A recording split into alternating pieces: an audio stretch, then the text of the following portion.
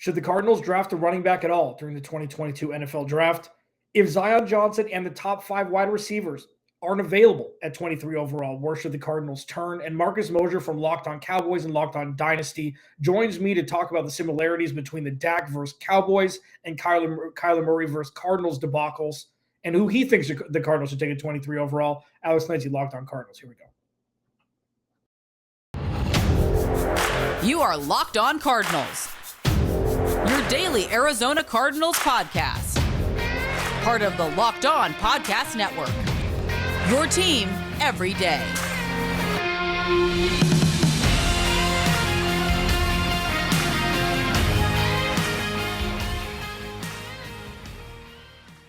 Welcome in, everybody. Locked On Cardinals. Alex Clancy here. Follow me on Twitter at Clancy's Corner. Follow the podcast, Locked On AZ Cards. Thanks for making Locked On Cardinals your first listen each and every day, free and available on all platforms. You can also check me out on Thursday, day of the draft, on the Locked On NFL National Show with Tyler Rowland from Locked On Titans. We've been talking a lot of draft. We've been talking a lot of free agency. We've been talking a lot of Kyler Murray versus Arizona Cardinals. I feel like those three pillars are what has made this offseason so far. There's still a long way to go, even though we are 72 hours away from the first round of the NFL Draft. I'm going to hit who the Cardinals should take position-wise if Zion Johnson and the top 5 wide receivers are off the board at 23. Where should the Cardinals turn? Marcus Mosher from Locked On Cowboys is going to join the show to talk about the similarities between the Dak Prescott and Dallas Cowboys holdout contract negotiation and where he sees them, as in comparison to Kyler Murray versus the Arizona Cardinals. And he does a lot of draft work as well. I want to see what he thinks the Cardinals should do at 23 overall. First segment, as promised, to Michael Hernandez at AZFansins88 on Twitter. Should the Cardinals take a running back at all during the 2022 NFL Draft? This was sparked by me tweeting out my mock draft Monday from yesterday, where I was in the brain of Steve Keim and who I think he's going to take in the first 3 rounds when the Cardinals have a pick in each of the first 3 rounds. I had them taking Jahan Dotson in the first round, 23 overall, and I had him taking Breece Hall in the second round, and Drake Jackson, edge rusher from USC, in the third round. Michael said that there's no way the Cardinals should take a running back. They ain't taking a running back. I've had a couple people say this. Brian Pagatti on Twitter said, wouldn't hate it, but Breece Hall, while we have Connor making $7 million a year, seems kind of a waste. And on the surface, I completely understand that. Makes total sense. And the fact that James Conner, making the amount of money that he does, he is going to be with the Cardinals for the next handful of years. I've talked about this through the offseason as one of the themes is that James Conner can't be an 80% touch guy.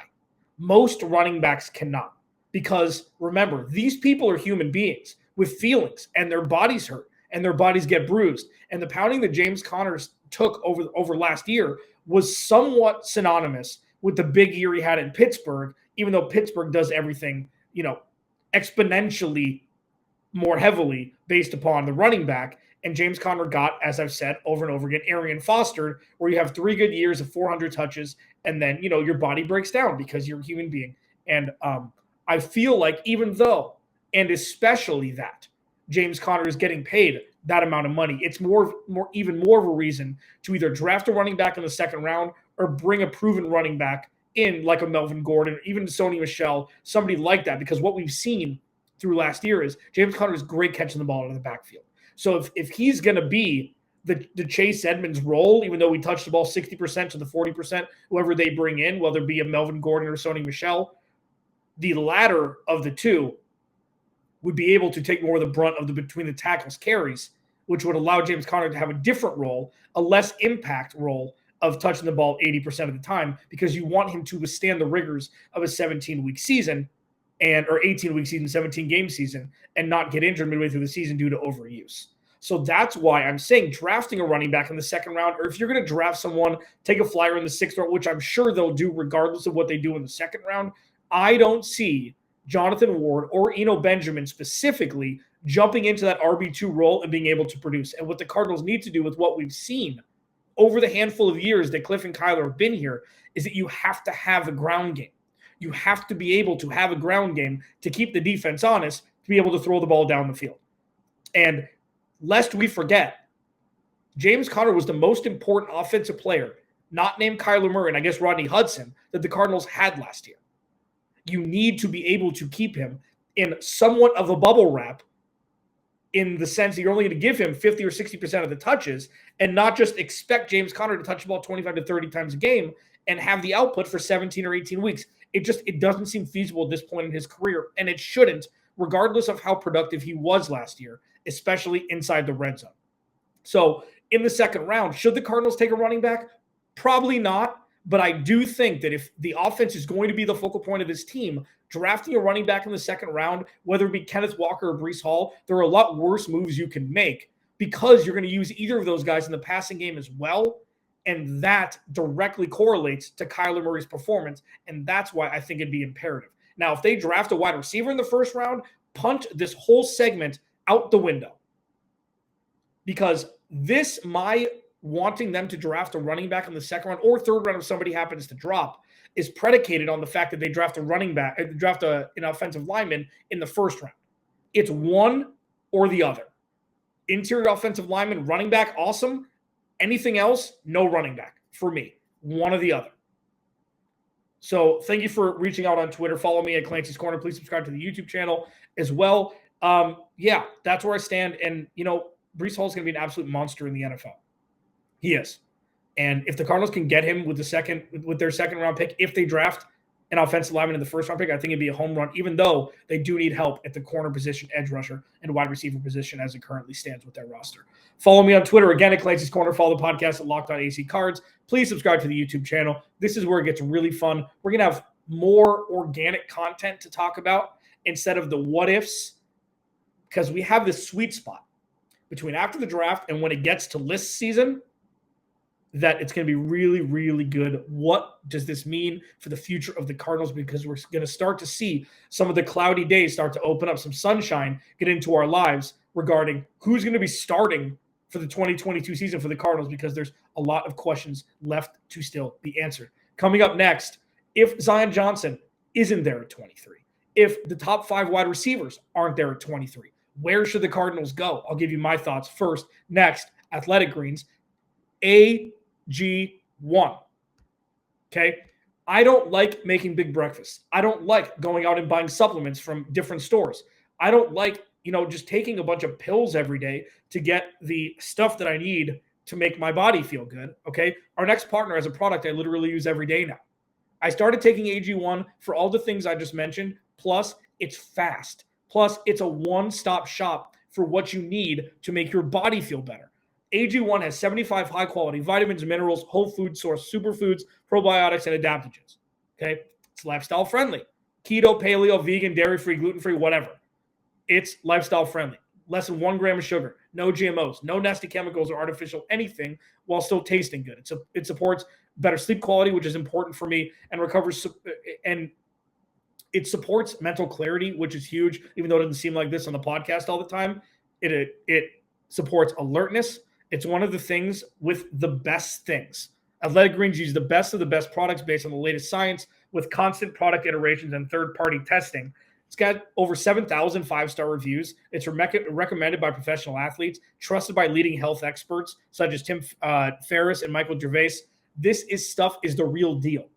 Right now, it's time to reclaim your health and arm your immune system with convenient daily nutrition. Just 1 scoop in a cup of water every day. Scoop, cup, water, boom, drink. That's it. No need for a million different pills and supplements to look out for your health. To make it easy, Athletic Greens is going to give you a free 1-year supply of immune-supporting vitamin D and 5 free travel packs with your first purchase. All you have to do is visit athleticgreens.com/NFL Network. Again, that's athleticgreens.com/NFL Network to take ownership over your health and pick up the ultimate daily nutritional insurance. If you need insurance in another way, betonline.net has you covered. It's your number 1 source for all your betting stats and sports info. Find out the latest sports development, league reviews, and news, including this year's basketball playoffs and the start of the Major League Baseball season. BetOnline is your continued source for all your sports wagering information, from live betting to playoffs, esports, and more. Go to the website or use your mobile device today to learn about the trends in action. BetOnline, where the game starts. Thank you for making Locked On Cardinals your first listen each and every day. I love this. I love doing this podcast every day. I have since I started in 2017. watching this grow, watching the listenership and viewership grow, whether you agree with me, disagree with me. I say things because I mean them. I don't say things for clickbait. I don't say things to piss people off. I have this platform to tell you what I think and use information given to me and analysis, stuff that I watch, that I truly believe everything that I say. And if you don't agree with me, I apologize. Thank you for listening otherwise. Thank you for listening anyway. Even if you don't agree with me, we've got NFL draft stuff coming up. Okay. It's the week. This is the week. This is the big announcement. For the first time ever, Locked On's hosting live coverage of the 2020 NFL Draft from our studios in Dallas with pick-by-pick analysis from our local team experts and draft gurus. Tune in to all 3 days, okay, as our draft team guides you through every pick and every trade in real time. It all starts Thursday, April 28th, 7 p.m. Eastern, available on the Locked On NFL, on YouTube and on the Odyssey app. Okay, so 23 overall. The Cardinals are up. All top five wide receivers are gone. Zion Johnson is gone. If you're doing mock drafts now for funsies, you're going to see Zion Johnson a lot going to Philly at 15, going to the Chargers around there, going to the Ravens around there. He's not a secret anymore like he was before, the Combine, before the Senior Bowl. This dude is an absolute baller, and the Cardinals would be lucky to have him at 23. You hope, if you're the Cardinals and you're targeting Zion Johnson, which I don't think Steve Keim is, I don't think he's going to, but if he is, and if the Cardinals are, if he's high up on the draft board, you hope that 2 quarterbacks go before the Cardinals. With Kenny Pickett and Malik Willis, there are so many different places that you see in mock drafts where they could go. They could fall out of the top 10. They could both go in the top 10. We don't know. There's a couple offensive tackles that are going to go, Evan Neal and otherwise. There are the edge rushers that are going to go, the wide receivers. 23 is a long time to wait. So the Cardinals have the 9th pick in a 14-team fantasy football draft. And there's only so much you can do before your pick. And you just kind of hope and pray. So say the top 5 wide receivers are gone. Say Zion Johnson is gone. Okay? What position do I think the Cardinals would benefit from the most in drafting? And I think the obvious one here is edge rusher. George Karlaftis is a guy from Purdue that he doesn't necessarily fit in the 3-4 scheme, which is another guy that you drafted 23 who doesn't fit in your scheme. But there are some mock drafts that have him going to the Cardinals. You take this pick if Zion Johnson and the other receivers are gone. I'm only taking the other receivers if Zion Johnson is gone. Let me just lay that down for the court here. Zion Johnson will be my pick at 23. Edge rusher is a position that makes it easier for the cornerbacks to cover for a less amount of time because an exemplary pass rusher makes it more difficult for a quarterback to have more time behind the line of scrimmage. Did that with crayons. I apologize for that. But with an edge rusher, what we saw from the pass rush early in the 2021 season was it covered up some of the weaknesses the Cardinals had in the secondary in the cornerback room. And we saw it. Byron Murphy looked like a bona fide CB1 through the first half of the season. When the pass rush dropped off, it was a little bit more difficult. Marco Wilson gets hurt, and that's where the snowball fell downhill. But if you can find a pass rusher who could be 80% of what Chandler Jones was last year, which wasn't great, but you can't look specifically at sack numbers and say that pass rusher is an all-pro because he had 17 sacks. Okay, you'd think like one would be in line with the other, but with Chandler Jones, other teams have to scheme for him. So if he has 0 sacks in a game, look at the double teams. Look at the offensive line scheme. Look at them chipping him with a tight end or a fullback or a running back. Just because he doesn't get to the quarterback doesn't mean he doesn't have an immediate impact on the opposing team's game plan. And that's a guy you need to supplant Chandler Jones with. And if George Karlaftis is there, he seems to be the guy, even though he's not a perfect fit, I'd be okay with that. Cornerback, obviously. Kier Elam, the kid from Washington. There's 2 corners from Washington that would be perfect for the Cardinals skill set. Obviously, Steve Keim loves DBs from the University of Washington, Budda Baker and Byron Murphy. And then, Jalen Thompson was from Wazoo. So the Pacific Northwest has been kind to the Arizona Cardinals. I think it's edge rusher first, then corner second. Because without a pass rush, the best cornerback room in the NFL would not be as effective. So I think you need to go lines out, and closer thing to the line is the pass rush, Then comes corner or linebacker / corner, depending on where they're set. But I think edge rusher is the obvious choice at 23 if the top 5 wide receivers are gone and if Zion Johnson is gone. And then secondarily, you draft a cornerback. Those are my thoughts. I mean, we're getting closer and closer. I'm going to ask somebody who's much smarter than me regarding the draft, Marcus Mosher from Locked On Cardinals or Locked On Cowboys, Locked On Dynasty. This dude, he does a lot of draft work stuff as well. He's going to join me next. I'm really excited to hear what he has to say. That's next. Locked On Cardinals first, Rock Auto. With the ever-increasing numbers of makes and models, it's impossible for your local chain storefront auto parts store to stock all the parts you need. So if you're going to a chain storefront, even if you know what part you need, which I wouldn't, you still have to hope that it's in stock. And you have to hope that you're not getting upcharged 40, 50, 60%. You go to rockauto.com from home in your jammies, be like, yo, paint, make and model, blue, right there at your door a couple days later. It's got everything you need. Their prices are reliably low. They're a family-owned business. They'll treat you like family. They've been online for 20 years. It's very easy. Go explore their easy-to-use website today to find the solution for your auto parts needs. Go to rockauto.com right now and see all the parts available for your car or truck. Right, Locked On in their How Did You Hear About Us box so they know we sent you. Amazing selection, reliably low prices. All the parts your car will ever need. rockauto.com. All right, final segment, Locked On Cardinals Tuesday edition here. Follow me on Twitter at Clancy's Corner. Follow the podcast at Locked On AZ Cards. As we've discussed all podcasts, a lot of question marks surrounding the Arizona Cardinals roster is currently constructed, and we're 3 days away from the first round of the NFL draft. I don't think they have all 22 starters on the roster. Is it still too early? I don't think so. There's somebody that knows more about this stuff than I do, and we have a large group of very smart individuals in the Locked On Podcast network, especially Locked On NFL, obviously the channel that I'm a part of. I'm going to bring this guy on because he's not only a great NFL draft mind, he also knows about quarterback situations regarding contracts and holdouts, things like that. Marcus Mosher from Locked On Cowboys, Locked On Dynasty. Dude, thanks for joining me. I appreciate it. Of course, Alex. It's nice to talk to you again.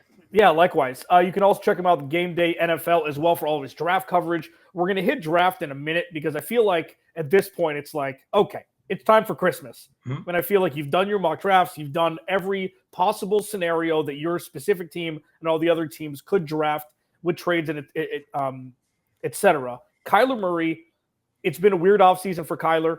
He's a little bit more quiet, a little bit more reserved, not as much of a vocal leader as Dak is. And I don't know if he's loved in Phoenix as much as people think he is from the fan base, which blows my mind. From an outsider's perspective, going through it with Dak Prescott, after his injury, getting the contract extension, do you believe that he handled that correctly? Do you believe that he got the money that he deserved, or was it too much? And where do you see similarities with Kyler Murray and what they're dealing with in Arizona?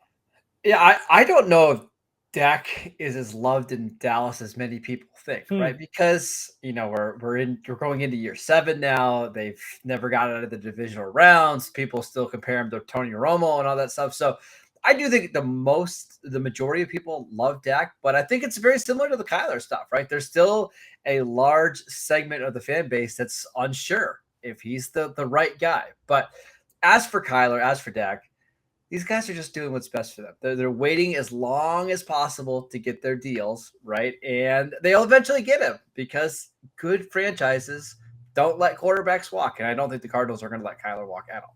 Now, does some of the disdain for Dak have to do with the amount of weapons that he has and the inability to do it? Is that like a real focal point?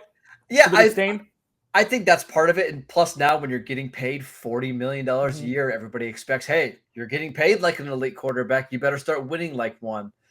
But the truth is, Alex, I don't think you can overpay these quarterbacks. They're just so important, and you absolutely need to have one to be competitive. So what's the difference if you pay Kyler Murray $42 million a year, or 48 or 52 million? It doesn't really ultimately matter. It's just you've got to pay these guys. So he's going to get some heat no matter what kind of deal he signs. Fans are still going to be upset, but you have to pay him. There's no other alternative. Yeah, no, I agree. Marcus Mosher joining me here on Locked On Cardinals at Marcus_Mosher. Check him out at Locked On Cowboys, Locked On Dynasty at the Game Day NFL. So The difference, let me start with this. The similarity between Jerry Jones and the Cardinals is they do it their way and screw everybody else for thinking that they should do it a different way. And they don't care about the outside noise at all. They're going to do what they think is best. And the only difference is Jerry Jones is responsible for 3 Super Bowls, and Steve Keim and Michael Bidwell are responsible for zilch. Now, the main comparison that I've seen is, especially with Jerry Jones, is you draft somebody, they have 2 standout years, give them everything. Because I was right, they deserve this money, and very rarely does it actually pan out the way that Jerry Jones thinks it should financially for the organization as it pertains to play on the field after getting paid. Tyrann Mathieu was a great example here. Even though he deserved all that money, just not in that bulk, Steve Keim tried to take some back, didn't like that, and then obviously he's been on his way and won a Super Bowl elsewhere. Do they need to pay Kyler Murray now, or is it wait till this year is over and do it as history has said you should do it and say, screw it, we don't need to save the money right now? It might not be their call. And that's the way that it was in Dallas. Everybody said, well, why did the Cowboys sign Dak Prescott to a $30 million deal? Why did they wait so long? Why didn't they get this done? Blah, blah, blah, blah. And the truth is, Dak didn't want to get one done early because he knows the market, right? The longer you wait, the more your value goes up. And even if in the case of Dak, he got seriously injured to the point where he was out for the entire season, had multiple surgeries, and his value still went up. So It's really up to Kyler in this case, right? Does Kyler want to sign a $45 million deal right now? Or is he okay waiting to go into the season or waiting for Lamar Jackson to get paid, waiting for some other quarterbacks to get paid? The Cardinals are kind of on Kyler Murray's timeline, I think. One more question about Kyler, and then we'll pivot to the draft because I'm curious to hear what you think the Cardinals should do at 23. Would you pay Kyler Murray? Like, if you covered this team, would you be siding with the ownership who hasn't paid him yet, Kyler Murray, or abstaining your vote because it's still too early in the offseason? If you think Kyler Murray is a top 15 quarterback in the NFL with a ceiling to be better, you pay him and you don't think twice about it because it's a value. If you have a franchise quarterback and you're paying them $45 million, you're probably still saving in terms of value $25 to $30 million a year because that's just how important quarterbacks are. Yeah, I signed Kyler the moment he says, hey, I'm ready to do a deal. And I don't even think twice about it. Yeah, look at all the rest of the teams in the NFL who don't have a quarterback. They would give 3-4 first-round picks. And if Kyler was on the open market at the start of free agency, he's the highest paid quarterback by $8-10 million a year. That doesn't mean that he's the best quarterback. It's just those guys don't become available in the open market. So, yeah, pay him right now. At Marcus_Mosher on Twitter. Okay, so 23 overall, barring no trade up or trade back. I think trading up would be catastrophic especially if it's for a wide receiver because they have little to no capital. They have no draft pick in the 4th or 5th round. At 23 overall, I've pounded the table for who I think is one of the elite plug-and-play players in the first round in Zion Johnson out of Boston College, because on the left side of the line, when you have Rodney Hudson, who's all-pro, and DJ Humphries, who's been probably the best team-friendly deal Steve Keim has signed for output, especially because DJ hasn't missed a whole bunch of games since he signed it. You sandwich Zion Johnson between the two of them, you have a plug-and-play, don't worry about one portion of this offense. And I think that trumps potentially drafting Denzel Mims Part 2 at 23 overall with who's left. Do you agree or disagree? I completely agree. Zion Johnson is somebody at the Locked On Cowboys podcast that we talk about all the time. The Cowboys draft right after the Cardinals at pick 24. I'd love to see Zion be there because he literally checks every box you want. Multiple years of starting at Boston College, played multiple positions. He goes to the Senior Bowl. He's the best offensive lineman there by a pretty good margin, at least in my opinion. And I know Trevor Penning was there and Bernard Reinman. He was better than both of those guys. You could play him at left guard. If you need him to eventually move out to right tackle, I think you can do that. He tested like a supreme athlete at the combine. And it never hurts to invest in your trenches and protect Kyler Murray because we saw in the playoff game they couldn't block up front. And it's the reason why Kyler looks so bad. If Zion is there at pick 23, I think that's a no-brainer selection for them. Yeah, one more here. And let's go into reality here. Steve Keim ain't drafting Zion Johnson at 23. Like, from what I've seen over the course of covering this team and seeing, especially over the last handful of years, Steve Keim has a plan. He's not going to tell anybody what that plan is, and he's going to execute it. And we've seen from Peter Schrager and Warren Sharp, two guys that I trust with their insider information. The Jahan Dotson from Penn State could be the guy at 23 because the top 5 wide receivers could go in the top 20. We see weird stuff all the time, especially with how much wide receivers are getting paid now. Maybe it pushes the GMs to draft them a little bit higher. Steve Keim's special is under 6-foot wide receivers. Is Jahan Dotson different, or is he just the 6th best or 7th best receiver in this draft? Yeah, I think he's the 6th or 7th or maybe even the 8th best receiver in this class. I like him a lot, but I think he should be like a early to mid 2nd round pick. And I don't necessarily think that's what Arizona needs at 23. Where I think if you read some of the tea leaves about where the Cardinals could go, and I'm not sure how much you guys have talked about him on your podcast, but Kyler Gordon, cornerback from Washington. We know how much Arizona loves Washington defensive backs. It's also interesting that Kyler Gordon was invited to the NFL draft and his teammate, Trent McDuffie, was not. That's a pretty good indication that Kyler Gordon's going to be a 1st-round pick. Very athletic, has experience in the slot and the outside. You can always invest more in your secondary. I think Kyler Gordon is a sneaky player to watch for Arizona. Yeah, it's interesting, because the Cardinals have so many needs everywhere. It's interior offensive line, interior defensive line, corner, linebacker, edge rusher, wide receiver. They need everything. So I would not shy away from a corner at 23 overall, even though I think Zion Johnson should be the pick if available. Marcus Mosher at Marcus_Mosher. Check him out. Locked On Cowboys every day. Locked On Dynasty, the Game Day NFL. This dude is everywhere. One of the best minds in the business. Marcus, thanks so much for joining me, man. I really appreciate it. Thanks for having me on, Alex. Absolutely.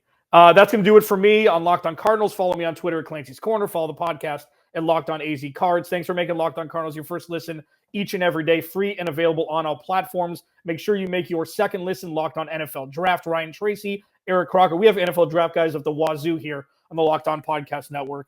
30 minutes every day will give you all the insight you need to know as we inch ever more closely to the first round of the NFL Draft. Alex Clancy, Locked On Cardinals. I'll talk to you tomorrow.